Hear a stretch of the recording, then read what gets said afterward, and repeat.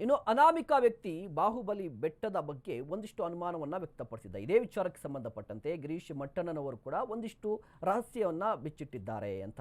Concrete base ಹಾಕಲು ಅನುಮತಿ ಕೊಟ್ಟವರು ಯಾರು?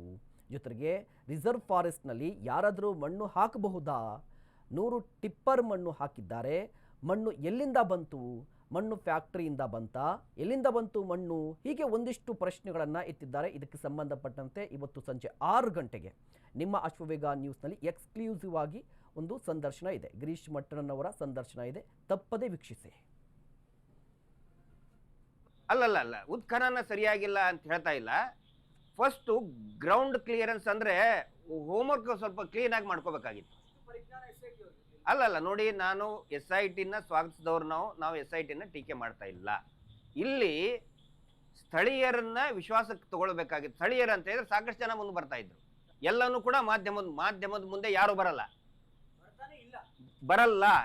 ಅವ್ರಿಗೆ ಅವ್ರದ್ದು ಸಂಸಾರ ಇದೆ, ಜೀವದ ಭಯ ಇರ್ತದೆ.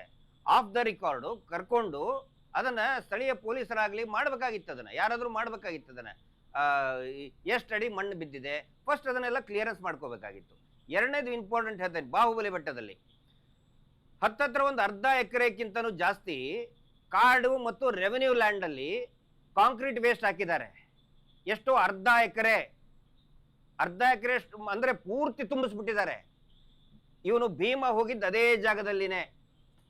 ಯಾಕೆ ಆ ಮಣ್ಣನ್ನು ಹಾಕಿದ್ರು? ಕಾಡಿನಲ್ಲಿ ಮತ್ತು ರೆವೆನ್ಯೂ ಜಾಗದಲ್ಲಿ ಪರ್ಮಿಷನ್ ಕೊಟ್ಟವಂತವ್ರು ಯಾರು? ಅವನು ಭೀಮ ಅಂದ್ರೆ ಅವ್ರ ಅಡ್ವೊಕೇಟ್ ಹೇಳಿದ್ದು, ಅವ್ರ ಅಡ್ವೊಕೇಟ್ ಥ್ರೂ ನಮ್ಗೆ ಗೊತ್ತಾಗಿದ್ದು, ಅಲ್ಲೇನೆ ಅವನು ಪಾಯಿಂಟ್ ಮಾಡಿದ್ದಾನೆ ಅಂತ ಹೇಳ್ತಾರೆ. ಆ ಜಾಗದಲ್ಲಿ ಹೆಂಗೆ ಮಣ್ಣು ಬಿತ್ತು ಅದು ಕೂಡ ತನಿಖೆ ಮಾಡಬೇಕಲ್ಲ. ಈಗ ಒಂದು ರಿಸರ್ವ್ ಫಾರೆಸ್ಟ್ ಅಲ್ಲಿ ಮಣ್ಣು ಹಾಕ್ಬೋದಾ?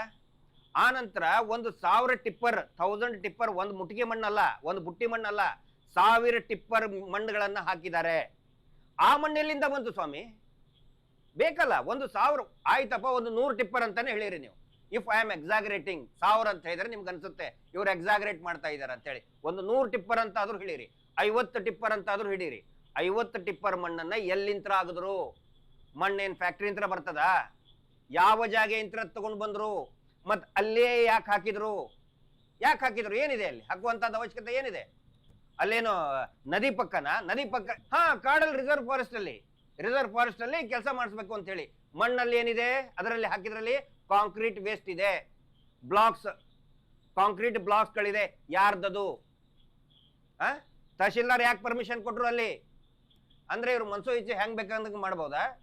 ಅದೆಲ್ಲ ತನಿಖೆಯಲ್ಲಿ ಅದನ್ನೆಲ್ಲವನ್ನು ಕೂಡ ಇನ್ಕ್ಲೂಡ್ ಮಾಡಬೇಕು. ಖಂಡಿತ ಸಿಕ್ಕಿ ಬೀಳ್ತಾರೆ.